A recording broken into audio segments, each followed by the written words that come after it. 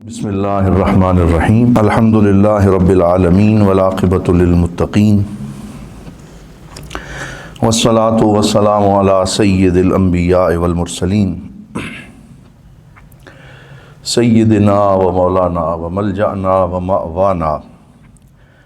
سیدنا محمد وعلی آلہ و اصحابہ و عطرتہ اجمعین اما بعد فاعوذ باللہ من الشیطان الرجیم بسم اللہ الرحمن الرحیم قال اللہ تبارک و تعالی فی القرآن المجید والفرقان الحمید انما یرید اللہ لیذہب عنکم الرجس اہل البیت ویطہرکم تطہیرا صدق اللہ مولانا العظیم وبلغنا رسولہ النبی الکریم وَنَحْنُ عَلَى ذَلِكَ لَمِنَ الشَّاهِدِينَ وَالشَّاكِرِينَ وَالْحَمْدُ لِلَّهِ رَبِّ الْعَالَمِينَ۔ تمام احباب محبت سے ادب سے بارگاہ سرور کونین صلی اللہ علیہ وسلم میں درود پاک پڑھیے۔ الصلاۃ والسلام علیک یا سیدی یا رسول اللہ وعلی آلک و اصحابک یا سیدی یا حبیب اللہ۔ الصلاۃ والسلام علیک یا رحمۃ للعالمین وعلی آلک و اصحابک یا شفیع المذنبین۔ نعرہ تکبیر، نعرہ رسالت، سیدی مرشدی سیدی مرشدی دین و ملت کی ضیاء لجپال لجپال۔ بعد از حمد و صلات لائق صد عزت و تکریم حضور دیوان کریم حضرت قبلہ پیر محمد امین الحسنات شاہ صاحب دامت برکاتہم القدسیہ،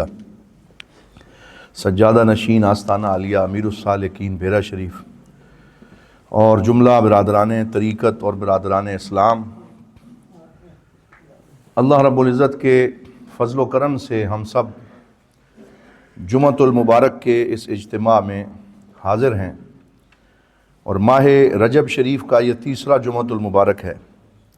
دعا ہے اللہ تعالی ہم سب کی حاضری اپنی بارگاہ میں مقبول و منظور فرمائے، اور ہمیں اپنے پاک نبی صلی اللہ علیہ وآلہ وسلم کی تعلیمات اور سنتوں پہ عمل کرنے کی توفیق نصیب فرمائے۔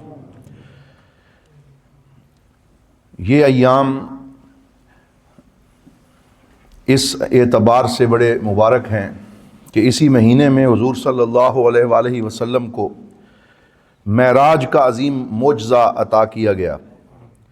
اور سرکار دو عالم صلی اللہ علیہ وآلہ وسلم عرش اولیٰ کی بلندیوں پہ تشریف لے گئے،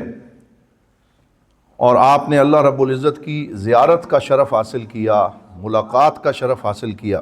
اور ہم کلامی نصیب ہوئی۔ اسی طرح اس مہینے کی 22 رجب کو حضرت سیدنا امام جعفر صادق رضی اللہ تعالی عنہ، جو اہل بیت اطہار کے عظیم امام ہیں اور علم و فضل میں بہت بلند رتبہ رکھتے ہیں، ان کے ساتھ منسوب یہ دن ہوتا ہے جس میں امت مسلمہ ان کی خدمات کو خراج تحسین پیش کرتی ہے، ان کو ایصال ثواب کیا جاتا ہے۔ حضرت سیدنا امام جعفر صادق رضی اللہ تعالی عنہ امام محمد باقر رضی اللہ تعالیٰ عنہ کے صاحبزادے اور لخت جگر ہیں، اور امام باقر کو باقر العلوم بھی کہا گیا، یعنی بہت سے علوم ایسے ہیں جن کی بنیاد انہوں نے رکھی، اور اللہ رب العزت نے ان کی زبان پہ علوم و معارف کو جاری فرمایا، حتیٰ کہ وہ تمام ائمہ کرام کے بھی امام ٹھہرے، اور حضرت سیدنا امام جعفر صادق انہی کے لخت جگر ہیں۔ فقہ، تصوف، تزکیہ اور دیگر علوم میں بلند مقام حاصل کیا، حتیٰ کہ بڑے بڑے مشائخ، امام اور اساتذہ ان کے سامنے زانو تلمذ طے کیا کرتے تھے۔ انہوں نے علوم میں ابداع کی بنیاد بھی رکھی، یعنی وہ صرف دینی علوم کے امام نہ تھے بلکہ سائنسی علوم کے اوپر بھی انہوں نے کلام فرمایا، حتیٰ کہ جس کو آج کیمیا اور کیمسٹری کے نام سے یاد کیا جاتا ہے، فزکس اور دیگر جدید علوم، ان کے بارے میں حضرت سیدنا امام جعفر صادق کے خطبات موجود ہیں، اور ایک بہت بڑے سائنسدان اور کیمسٹ جنہیں دنیا جابر بن حیان کے نام سے یاد کرتی ہے، وہ ڈائریکٹ امام جعفر صادق کے شاگرد ہیں، اور انہوں نے 500 کے قریب خطبے حضرت امام جعفر صادق کے اپنی کتابوں میں ذکر کیے ہیں، جن میں کیمسٹری اور خواص الاشیاء اور مختلف چیزوں کے خواص پہ امام جعفر صادق گفتگو فرمایا کرتے تھے۔ تو یہ کمال حضرت امام جعفر صادق کو حاصل ہے کہ انہوں نے قرآن سے نہ صرف علوم دین کو بیان کیا بلکہ علوم دنیا اور ان چیزوں کے خواص اور جدید علوم کو بھی بیان فرمایا۔ تو اللہ تعالیٰ نے ان کی ذات میں قدیم و جدید سارے علوم کو جمع فرما دیا۔ آپ فرمایا کرتے تھے ایاکم والخصوم فی الدین، کہ خبردار کبھی بھی دین کے معاملے میں جھگڑا نہ کیا کرو، فإنہا تحدث الشک وتورث النفاق، کہ دین کے معاملے میں جھگڑا کرنا یہ دل میں شک پیدا کر دیتا ہے اور اس سے منافقت پیدا ہوتی ہے، لہٰذا دین کے معاملے میں جھگڑا کرنے سے منع کیا کرتے۔ یہ ان کا مشہور قول ہے جسے حضرت ضیاء الامت رحمۃ اللہ تعالی علیہ کے استاد گرامی حضرت امام ابو زہرہ رحمۃ اللہ تعالی علیہ نے ایک کتاب میں ذکر کیا ہے، اور امام ابو زہرہ جو حضور ضیاء الامت کے استاد محترم ہیں، انہوں نے امام جعفر صادق کی شخصیت پہ 500 صفحات پہ مشتمل کتاب لکھی، جس میں سیدنا امام جعفر صادق کی زندگی کے مختلف امور کو انہوں نے بیان کیا ہے۔ امام جعفر صادق کی پیدائش 80 ہجری میں ہوئی، اور انہوں نے اس عظیم گھر میں آنکھ کھولی جسے اہل بیت نبوت کے نام سے یاد کیا جاتا ہے۔ تو ان کے ددیال میں جہاں حضرت امام محمد باقر ہیں، جہاں حضرت امام علی زین العابدین رضی اللہ تعالی عنہ ہیں، حضرت امام حسین ہیں علیہ السلام، اور حضرت سیدنا امام علی شیر خدا کرم اللہ وجہ الکریم۔ اسی طرح جب ہم ان کی والدہ کی طرف سے ان کے سلسلہ نسب کو دیکھتے ہیں تو ان کی والدہ محترمہ کا نام سیدہ ام فروہ ہے رضی اللہ تعالی عنہا، اور سیدہ ام فروہ صاحبزادی ہیں حضرت قاسم بن محمد بن ابو بکر رضی اللہ تعالی عنہ، یعنی وہ حضرت سیدنا ابو بکر صدیق رضی اللہ تعالی عنہ کی پڑپوتی ہیں حضرت سیدہ ام فروہ۔ اور پھر حضرت سیدہ ام فروہ کے جو والد ہیں حضرت قاسم، وہ سیدہ عائشہ صدیقہ ام المومنین رضی اللہ تعالیٰ عنہ کے گھر میں انہوں نے پرورش پائی، ان کی گود میں کھیلے، اور انہیں مدینے کے فقہائے 7 میں سے ایک عظیم امام شمار کیا جاتا تھا۔ لوگ ان کے پاس علم حاصل کیا کرتے تھے۔ سیدہ عائشہ صدیقہ کی ساری روایات انہی سے امت تک آگے پہنچی ہیں۔ تو حضرت سیدنا امام جعفر صادق کے وہ نانا جان ہیں حضرت امام قاسم بن محمد بن ابی بکر رضی اللہ تعالی عنہ، اور پھر حضرت قاسم کی جو والدہ محترمہ ہیں ان کا نام ہے سیدہ اسماء، اور سیدہ اسماء بلکہ یہ حضرت ام فروہ رضی اللہ تعالی عنہ ان کی والدہ محترمہ،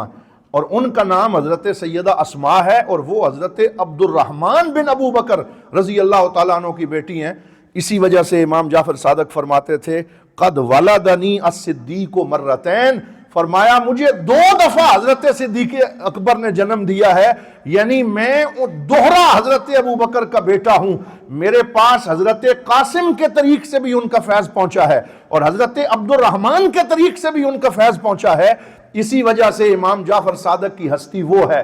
جو مجمع الابحر ہے، جو مجمع البحرین ہے، جن کے پاس مولا علی شیر خدا کا فیض بھی ہے، جن کے پاس حضرت صدیق اکبر کا فیض بھی ہے۔ اللہ رب العزت نے ان کو یہ عظیم شان عطا فرمائی۔ حضرت سیدنا امام اعظم ابو حنیفہ رحمۃ اللہ تعالی علیہ فرماتے ہیں کہ میں جوان تھا، اور خلیفہ ابو جعفر منصور جو عباسی خلیفہ ہے وہ اکثر مسائل میں مجھے اپنے دربار میں بلاتا، مجھ سے دین کے مسائل پوچھتا۔ اس نے مجھ سے کہا کہ بہت بڑا نام حضرت امام جعفر صادق کا ہے، میں چاہتا ہوں کہ تم 40 مسائل تیار کرو، بڑے مشکل مسائل ہوں، اور میرے دربار میں انہیں بلاتا ہوں، اور آپ ان سے وہ 40 مسائل پوچھیں تاکہ امام جعفر صادق کے علم کا ہمیں پتہ چل سکے۔ تو کیونکہ یہ خلفاء ان حضرات سے ایک تھوڑا سا تناؤ محسوس کرتے تھے، کیونکہ انہیں وہاں شان و شوکت، وہاں لوگوں کی حاضری، وہاں لوگوں کی محبت نظر آتی، تو ایک حسد بھی پیدا ہو جاتا ہے۔ تو ابو جعفر منصور نے کوشش کی کہ مشکل سوال حضرت امام جعفر صادق سے پوچھے جائیں تاکہ ان کو پریشان کیا جائے۔ تو حضرت امام اعظم ابو حنیفہ فرماتے ہیں کہ میں جب دربار میں پہنچا تو امام جعفر صادق ابو جعفر منصور خلیفہ کے ساتھ بیٹھے ہوئے تھے، اور ان کے چہرے کو دیکھتے ہی میرے اوپر رعب طاری ہو گئے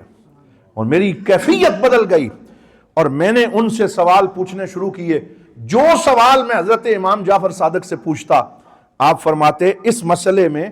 انتم تقولون قضا واہل المدینہ یقولون قضا ونحن نقول قضا، فرمایا اس مسئلے میں آپ کا قول یہ ہے، اہل مدینہ کا قول یہ ہے، اور ہم اہل بیت محمد کا قول یہ ہے، اور ہر مسئلے کے اندر مختلف اقوال بیان کر کے پھر اپنی رائے کو ترجیح دیتے۔ اور اس طریقے سے 40 مسائل کے جواب انہوں نے جب ارشاد فرمائے تو میں اس نتیجے پہ پہنچا انہو اعلم الناس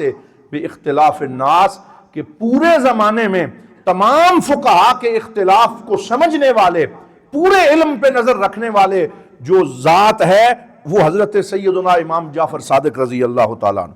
تو حضرت سیدنا امام اعظم ابو حنیفہ نے 2 سال حضرت امام اعظم ابو حنیفہ ان کے پاس طالب علم بن کے بیٹھ گئے، ان سے اکتساب فیض کیا، ان سے مسائل سیکھے، علم نبوت میں سے حصہ حضرت امام جعفر صادق کے واسطے سے حاصل کیا۔ اور آپ فرمایا کرتے تھے لولا السنتان لہلک النعمان، کہ اگر یہ 2 سال میری زندگی میں نہ ہوتے تو میں ہلاک ہو جاتا اور مجھے وہ فیض نہ ملتا جو مجھے حضرت امام جعفر صادق کی بارگاہ سے ملا ہے۔ تو فقہ حنفی کے اندر بھی سیدنا امام جعفر صادق رضی اللہ تعالیٰ عنہ کا یہ بہت بڑا فیضان شامل ہے،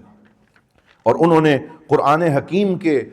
جو اسرار اور رموز ہیں ان کے اوپر گفتگو فرمائی، اختلاف لیل و نہار، طلوع شمس اور غروب شمس کی حکمتیں، مظاہر الکون، اس دنیا کے اندر، اس جہان کے اندر اللہ رب العزت کی قدرت کے مختلف نظارے، ان پہ جب وہ گفتگو کرتے ہیں تو یوں محسوس ہوتا ہے کہ سائنس بھی اور سارے علوم بھی ان کے قدموں میں حاضر ہیں اور وہ گفتگو فرما رہے ہیں اور پوری دنیا کی رہنمائی فرما رہے ہیں۔ اسی وجہ سے بڑے بڑے محدثین ان کی خدمت میں آ کے حاضری دیا کرتے۔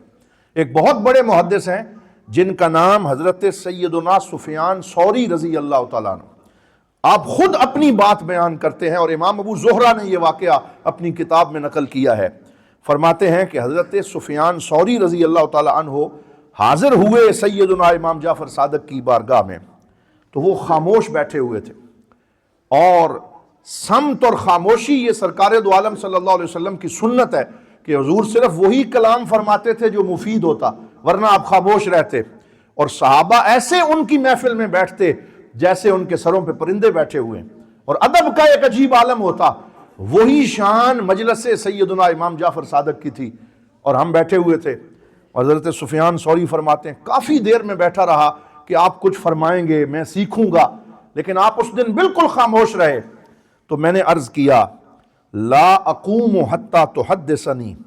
اے امام میں اس وقت تک نہیں اٹھوں گا جب تک آپ مجھے حدیث پاک ارشاد نہ فرمائیں، مجھے اپنے نانا جان کا فرمان سنائیں، مجھے حضور کی کچھ حدیثیں سنائیں، میں خالی دامن آیا ہوں، میں آپ سے علم کی خیرات لینے آیا ہوں۔ تو حضرت امام جعفر صادق نے فرمایا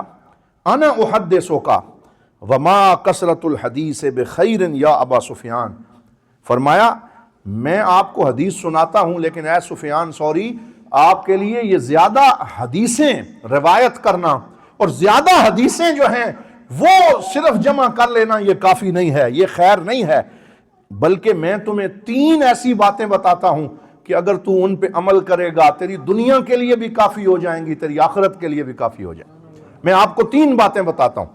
پھر حضرت سیدنا امام جعفر صادق نے فرمایا، اور یہ 3 باتیں ہم میں سے ہر بندے کے لیے تحفہ ہے حضرت سیدنا امام جعفر صادق کا۔ آپ نے فرمایا اذا انعم اللہ علیک بنعمت فاحببت بقاءها ودوامها فاکثر من الحمد والشکر علیہا، فرمایا جب اللہ تعالیٰ تمہارے اوپر کوئی نعمت کرے، کوئی انعام کرے، کوئی مہربانی کرے، اور تم چاہو کہ وہ نعمت تمہارے پاس باقی رہے، ہمیشہ تمہیں اللہ کی وہ نعمت نصیب رہے، فاکثر من الحمد والشکر علیہا، تو پھر اس نعمت پہ زیادہ اللہ کا شکر ادا کیا کرو، اللہ رب العزت کی تعریف کیا کرو، اس کی حمد و ثنا کیا کرو، اس نعمت پہ سجدہ شکر ادا کیا کرو۔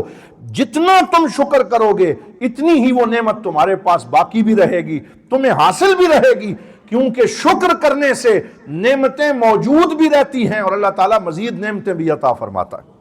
پھر فرمایا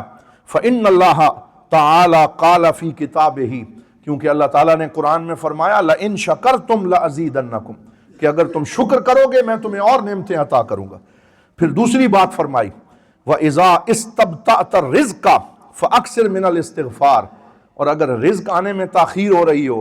تمہارے گھر کا چولہا نہ جلتا ہو، تمہیں رزق کی تنگی کا مسئلہ ہو، تو پھر کثرت سے استغفار کیا کرو، استغفر اللہ العظیم، کثرت سے استغفار کیا کرو۔ فإن اللہ تعالی قال فی کتابہ، کیونکہ اللہ تعالیٰ نے قرآن میں ارشاد فرمایا واستغفروا ربکم انہ کان غفارا یرسل السماء علیکم مدرارا ویمددکم باموال وبنین ویجعل لکم جنات ویجعل لکم انہارا۔ یہ والی آیت پڑھی کہ اللہ تعالیٰ فرماتا ہے کہ تم استغفار کرو، میں تمہارے اوپر اپنی نعمتوں کو موسلا دھار بھیجوں گا، تمہیں رزق عطا کروں گا، باغات عطا کروں گا، بیٹے عطا کروں گا، مال عطا کروں گا۔ تو فرمایا جسے مال کے ملنے میں جو ہے وہ بہت زیادہ سستی کی شکایت ہو کہ اسے زیادہ مال حاصل نہیں ہوتا، رزق حاصل نہیں ہوتا، تو وہ کثرت سے استغفار کرے تاکہ اللہ تعالیٰ اس کو یہ نعمتیں عطا فرمائے۔ پھر آپ نے تیسری بات فرمائی یا سفیان اذا حزبک امر من سلطان، کہ اے سفیان جب کوئی بادشاہ تمہیں ڈرائے اور تمہیں کسی کا خوف مسلط ہو جائے اور تم کانپنے لگو، فَأَكْثِرْ مِن لَا حَوْلَ وَلَا قُوَّةَ إِلَّا بِاللَّهِ، فرمایا پھر میرے پاک نبی صلی اللہ علیہ وسلم نے فرمایا کہ کثرت سے پڑھا کرو لا حول ولا قوة الا باللہ العلی العظیم فإنها مفتاح الفرج وکنز من کنوز الجنہ۔ فرمایا یہ کشادگی کی کنجی ہے اور یہ اللہ رب العزت کے خزانوں میں سے ایک خزانہ ہے۔ تو وہ تو علم حدیث سیکھنے آئے تھے، آپ نے ساتھ 3 نعمتیں بھی انہیں عطا فرما دیں جو عملی زندگی میں استعمال کر کے انسان اللہ کا قرب بھی حاصل کر سکتا ہے اور آسانیاں بھی حاصل کر سکتا ہے۔ تو یہ حضرت سیدنا امام جعفر صادق کا منہج تربیت تھا کہ جو بھی آتا اسے بارگاہ مصطفیٰ کی خیرات عطا فرماتے، اس کی جھولی بھر دیتے، اسے علم نبوت میں سے حصہ عطا فرماتے اور اس کو اللہ رب العزت کی بارگاہ سے جوڑ دیا کرتے۔ پھر ایک گواہی حضرت امام مالک رضی اللہ تعالی عنہ کی ہے، جنہیں امام و دار الہجرہ کہا جاتا ہے، جو امام عشق و محبت ہیں، جنہوں نے ساری زندگی مدینہ منورہ میں گزاری، جو ادب کا استعارہ ہیں۔ حضرت امام مالک جنہوں نے 70 سال اس جگہ بیٹھ کے حضور کی حدیث کا درس دیا ہے جہاں آج 2 نفل پڑھنے کے لیے ہم ترس جاتے ہیں، یعنی ریاض الجنہ میں بیٹھ کے انہیں حضور کی حدیث کا درس دینے کا شرف حاصل ہوتا تھا۔ یہ وہ حضرت امام مالک ہیں۔ وہ فرماتے ہیں کہ میں نے کثرت سے حضرت امام جعفر صادق کے پاس حاضری دیا کرتا تھا۔ کنت آتی جعفر ابن محمد، جب میں آپ کے پاس آتا، وَكَانَ كَثِيرَ التَّبَسُّمْ، تو حضرت امام جعفر صادق ہمیشہ تبسم فرمایا کرتے تھے، مسکراہٹ ان کے چہرے پہ رہتی تھی۔ فَإِذَا ذُكِرَ عِنْدَهُ النَّبِيُّ اخْضَرَّ وَاصْفَرَّ، اور جب ان کے سامنے حضور کا نام لیا جاتا تو ان کا رنگ بدلنے لگتا، ان پہ عشق و محبت کی عجیب کیفیت طاری ہو جاتی۔ وَلَقَدْ اخْتَلَفْتُ إِلَيْهِ زَمَانًا، ایک لمبا عرصہ میں ان کی بارگاہ میں حاضری دیتا رہا۔ فَمَا كُنْتُ أَرَاهُ إِلَّا عَلَىٰ إِحْدَىٰ ثَلَاثِ خِصَالٍ، جب بھی میں نے انہیں دیکھا تو 3 حالتوں میں سے کسی حالت میں دیکھا۔ یہ امام مالک فرماتے ہیں کہ جب بھی میں نے انہیں دیکھا، اما مصلیاً و اما صائماً و اما یقرأ القرآن، یا انہیں نوافل ادا کرتے دیکھا، یا روزے کی حالت میں دیکھا، یا رب کے قرآن کی تلاوت کرتے ہوئے دیکھا۔ وَمَا رَأَيْتُهُ قَطُّ يُحَدِّثُ عَنْ رَسُولِ اللَّهِ إِلَّا عَلَىٰ طَهَارَةٍ، اور جب بھی حدیث بیان فرماتے تو طہارت کی حالت میں، پاکیزگی کی حالت میں، نفاست کی حالت میں حضور کی حدیث بیان فرماتے۔ وَلَا يَتَكَلَّمُ فِي مَا لَا يَعْنِيهِ، اور کبھی کوئی لا یعنی کلام، فضول گفتگو نہیں فرماتے تھے۔ وَكَانَ مِنَ الْعُبَّادِ الزُّهَّادِ الَّذِينَ يَخْشَوْنَ اللَّهَ، اور وہ ایسے عابد و زاہد ہستی تھے جو ہمیشہ اللہ رب العزت کے خوف اور اس کیفیت کے اندر زندگی بسر کیا کرتے تھے۔ حضرت سفیان ثوری رضی اللہ تعالیٰ عنہ فرماتے ہیں ایک دن میں نے امام جعفر صادق کو بڑا فاخرانہ لباس پہنے ہوئے دیکھا، چمک رہے تھے، خوبصورت جبہ زیب تن کیا ہوا تھا، تو میں بار بار ان کو دیکھنے لگا۔ مجھے فرماتے ہیں سفیان آج کیوں اتنی غور سے دیکھ رہے ہو؟ تو میرے منہ سے نکل گیا کہ یبن رسول اللہ، اے رسول اللہ کے بیٹے، لیس ھذا من لباسک ولا لباس آبائک، یہ لباس جو آپ نے پہنا ہے یہ آپ کے باپ دادا کا لباس ایسا تو نہ تھا، وہاں تو سادگی تھی، وہاں تو فقر تھا، اور آپ نے اتنا مہنگا اور قیمتی لباس پہن رکھا ہے۔ تو حضرت امام جعفر صادق نے فرمایا کان ذالک زمانا مقفرا و مقترا، میرے نانا جان کا زمانہ وہ فقر کا زمانہ تھا اور اس دور کے وہ تقاضے تھے، وَهَذَا زَمَانٌ قَدْ أَقْبَلَ كُلُّ شَيْءٍ فِيهِ، کہ اب زمانہ بدل رہا ہے اور اس کے تقاضے بدل رہے ہیں۔ پھر آپ نے اپنے جبے کی آستین کو پیچھے کیا اور اس کے اندر سے ایک کپڑا نکالا، فرمایا یہ دیکھو، تو نیچے صوف کا، اون کا سفید کھردرا کپڑا پہن رکھا تھا۔ فرمایا جو نیچے پہنا ہے وہ ہم نے اللہ کے لیے پہنا ہے، اور جو اوپر پہنا ہے وہ ہم نے ان لوگوں کے لیے پہنا ہے، اور جو اللہ کے لیے پہنا ہے اسے چھپا رکھا ہے، جو ان لوگوں کی خاطر پہنا ہے اس کو ظاہر کر رکھا ہے۔ یعنی عالم وہ ہے جو زمانے کے تقاضوں کو بھی پیش نظر رکھے، لیکن اللہ رب العزت کے ساتھ اپنے تعلق کو نہ بھلائے، بلکہ اپنی اصل کیفیت کو یاد رکھے کہ میں اللہ رب العزت کا بندہ ہوں۔ اور آخری بات اس حوالے سے، ان کے علمی مقام کے حوالے سے میں عرض کرتا ہوں کہ حاضر جوابی کا عالم یہ تھا کہ ایک عالم دین ہیں جنہوں نے صرف حضرت امام جعفر صادق کے مناظرات پہ کتاب لکھی، کیونکہ بار بار بادشاہ ان کو ٹیز کرنے کے لیے دربار میں طلب کرتے، پھر علماء کو بلا کے مناظرے کرواتے تاکہ امام جعفر صادق رضی اللہ تعالیٰ عنہ کو تنگ کیا جائے اور ان کی زندگی کے اندر مشکلات پیدا کی جائیں۔ بڑے بڑے لوگوں کو بلایا گیا،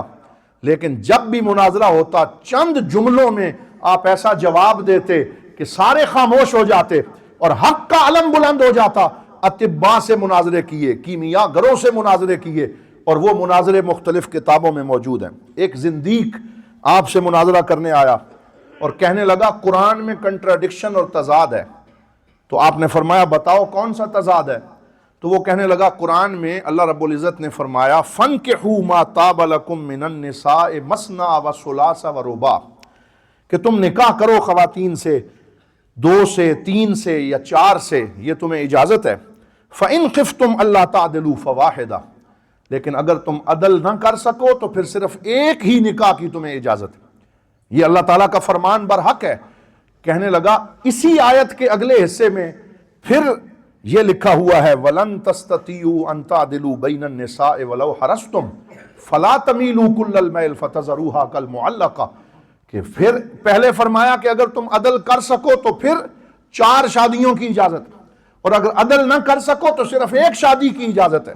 اور پھر فرمایا کہ تم جتنی بھی کوشش کر لو تو تم عدل نہیں کر سکتے، انصاف نہیں کر سکتے۔ تو اب یہاں تضاد نظر آ رہا ہے کہ ایک طرف عدل کرنے کا حکم ہے اور ایک طرف کہا جا رہا ہے تم عدل نہیں کر سکتے۔ تو حضرت امام جعفر صادق نے مسکرا کے جواب دیا، فرمایا تو نے اس آیت کو سمجھا نہیں ہے، اس آیت کے پہلے حصے کا تعلق نان و نفقے میں عدل کرنے کے ساتھ ہے، یعنی جتنا خرچ تم ایک بیوی کو دیتے ہو اتنا ہی خرچ دوسری کو دو، اتنا ہی خرچ تیسری کو دو۔ تو یہ نان و نفقے میں عدل کا حکم دیا جا رہا ہے کہ یہ کرنا ضروری ہے، اور جہاں فرمایا کہ تم عدل نہیں کر سکتے وہاں نان و نفقہ مراد نہیں، وہاں محبت اور مودت مراد ہے، کیونکہ یہ انسان کے بس میں نہیں ہوتی کہ کس سے زیادہ محبت کرے کس سے کم محبت کرے، یہ انسان کے بس میں نہیں ہے۔ فرمایا پہلے عدل کا تعلق انفاق کے ساتھ ہے اور دوسرے عدل کا تعلق محبت کے ساتھ ہے، اسی لیے اللہ تعالیٰ نے آسانی فرمائی ہے۔ فرمایا محبت میں ہم تمہیں نہیں باندھتے، لیکن یہ نہ کرنا کہ کسی ایک بیوی کو اس کے حال پہ چھوڑ دو، اس کے بارے میں پوچھنا چھوڑ دو، انصاف کرنا چھوڑ دو۔ انصاف کرنا تمہارا کام ہے، اللہ بھی تمہاری مدد کرے گا، اللہ کا رسول بھی تمہاری مدد کرے گا۔ تو اس طریقے سے دین کے مفاہیم کو نکھیر کے اور خوبصورتی سے آپ بیان کیا کرتے تھے، مناظرات کے اندر بھی لوگوں کی رہنمائی فرمایا کرتے تھے۔ یہ حضرت سیدنا امام جعفر صادق رضی اللہ تعالی عنہ کی عظیم ہستی ہے کہ جن سے آج تک امت مسلمہ سیکھ رہی ہے، اور جن کے نقش قدم پہ چل کے ہمیں سرکار دو عالم صلی اللہ علیہ وسلم کی محبت نصیب ہوتی ہے۔ اور سخاوت میں بلند مقام تھا، علم میں بلند مقام تھا، تقوی میں بلند مقام تھا۔ حضرات محترم، اللہ رب العزت ہمیں ان نفوس قدسیہ کی تعلیمات پہ عمل کی توفیق عطا فرمائے۔ آئندہ جمعۃ المبارک انشاءاللہ شب معراج کی مناسبت سے ہے، اور شب معراج پہ آپ کے علم میں ہے کہ آستانہ علیہ بھیرا شریف پہ معراج النبی صلی اللہ علیہ وآلہ وسلم کی مناسبت سے جو شب معراج ہوتی ہے، عظیم الشان جلسہ عشاء کی نماز کے بعد منعقد ہوتا ہے، اور اس میں حضور دیوان کریم دارالعلوم کا سالانہ بجٹ جو ہے وہ بھی جو ہے وہ عطا فرماتے ہیں اور اس کے حوالے سے آگاہ فرماتے ہیں۔ تو آپ احباب کو دعوت بھی ہے کہ شب معراج شریف کے اس خوبصورت پروگرام میں آستانہ عالیہ امیر السالکین بھیرا شریف کے اس پروگرام میں شرکت کریں، ثواب دارین حاصل کریں۔ وآخر دعوانا ان الحمد للہ رب العالمین۔